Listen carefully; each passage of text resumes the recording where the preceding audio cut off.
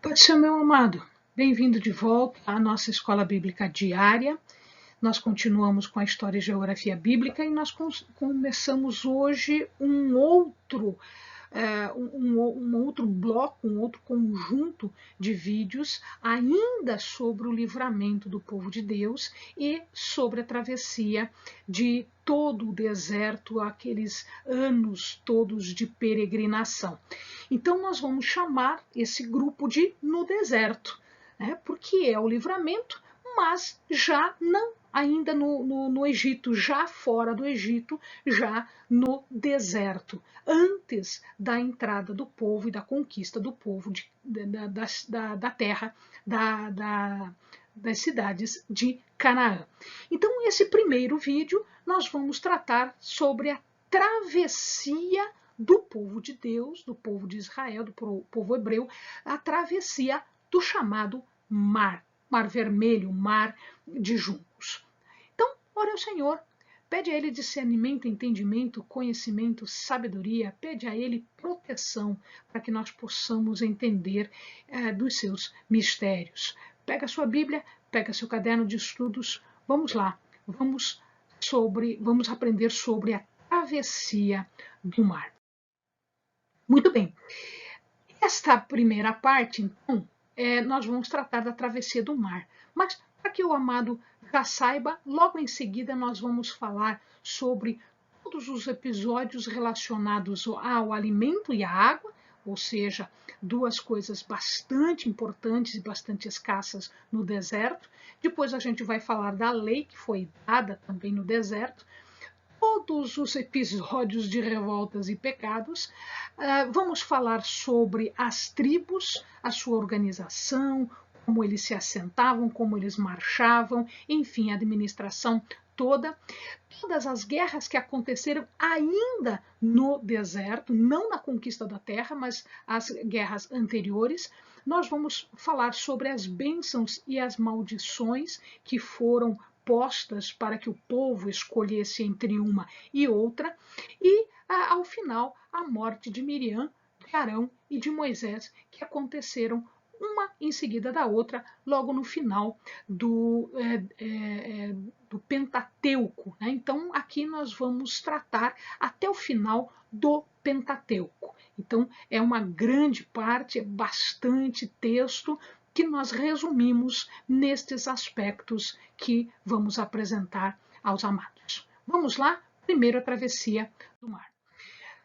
Deus determina um caminho, ele fala para Moisés por onde o povo deve passar.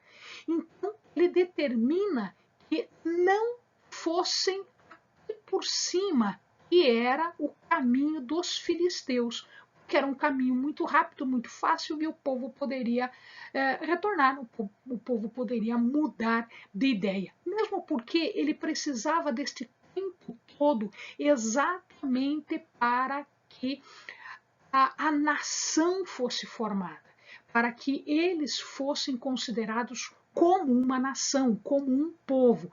Porque quando eles entraram no Egito, eles eram apenas uma família, a família de Jacó, com todos os seus filhos. Então, eram tribos isoladas. Agora não. Agora, Deus precisava formar, forjar um povo. Então, veja lá.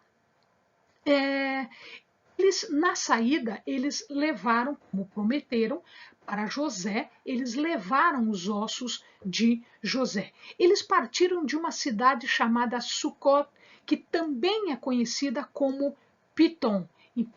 Então aqui, Ramsés e Pitom foram as duas cidades construídas por ordem do faraó. A gente viu isso no vídeo anterior. Então, Ramsés e Sucot, Deus determinou que eles fossem para uma região chamada Etã. E aqui começa a divergência. Alguns entendem que Etã ficava um pouquinho mais para baixo aqui de Sucot, ou um pouquinho mais para cá. E alguns entendem que Etã ficava aqui. Então, nós temos algumas divergências que a gente já vai falar para os amados. Nesta imagem fica bem tranquilo, né? A sequência sequência dos lugares. Eles deveriam ir até Etã, que pode ser aqui ou pode ser em outro lugar, e depois eles ficariam próximo nas margens do chamado Mar Vermelho, ou do chamado Mar de Juncos, tá? Seria ou nesta região aqui, ou mais para cá, numa outra região, tá? Então, aqui poderia ser um dos trajetos. A Bíblia fala que Deus acompanhava o povo. Ele acompanhava durante o dia e durante a noite. Durante o dia, ele acompanhava numa coluna de nuvem para proteger o povo do sol, do calor. E à noite, ele acompanhava com uma coluna de fogo, inclusive para iluminar o trajeto, o caminho, exatamente para que eles pudessem caminhar de dia e de noite. Muito bem, então vamos lá. Existem divergências de posicionamentos em relação ao local da travessia. Essa é bastante, muitas pessoas, estudiosos, dizem diverso. Então a hipótese número 1, é aquela do mapa anterior, seria que a travessia se deu aqui, da península do Sinai para Midian, para esta região aqui. Então, essa é uma das hipóteses. Outra hipótese é que eles desceram até aqui embaixo, tá? E aqui, Etã ficava aqui, e eles fizeram a travessia do Golfo de Suez. Então, ou no Golfo de Aqaba, porque a península do Sinai ela é um triângulo, e ela tem de um lado o Golfo de Suez e do outro lado o Golfo de Aqaba. Então, alguns diziam que foi por aqui que eles passaram, e outros dizem que foi por aqui, a hipótese 2, pelo Golfo de Suez. Outros dizem que Etã ficava aqui, onde hoje é o Canal de Suez. Então, aqui existia também um braço, né, de mar, e aqui eles fizeram a passagem. Essa é a terceira hipótese. E uma outra hipótese seria que eles fizeram a travessia aqui em cima, junto ao caminho dos filisteus, e depois eles desceram. Tá?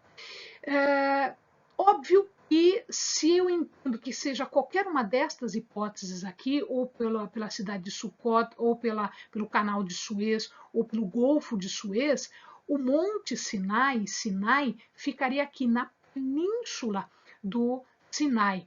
E se a travessia foi aqui pela hipótese 1, então deste lado de cá ficaria o Monte Sinai. Então a tradição diz que ele fica aqui, mas existe essa hipótese do lado de cá.